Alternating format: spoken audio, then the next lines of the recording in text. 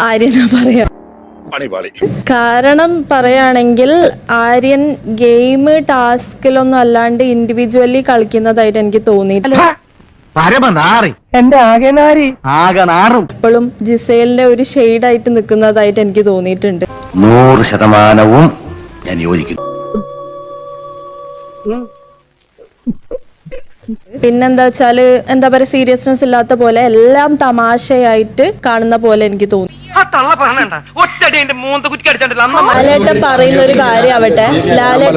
ഒരു കാര്യമാവട്ടെ അത് നീ സീരിയസ് ആക്കി ഇല്ല, നീ സീരിയസ് ആക്കിയോ അത് കുഴപ്പമില്ല. പക്ഷെ നീ സീരിയസ് ആയിക്കോ, എനിക്ക് പ്രശ്നം.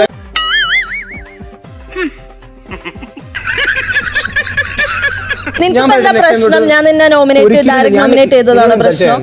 അതാണ് എന്നോട് പറയണ്ട, നീ എന്നോട് പറയാ. ആദിലനോടല്ല പറയാ, കൂടുതൽ വിശദീകരിച്ച് എന്നോട് പറയണ്ട. ഞാനാണ് നിന്നെ നോമിനേറ്റ്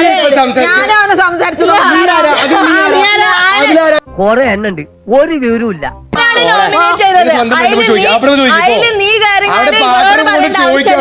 നിനക്ക് എന്നോട് പറയണ.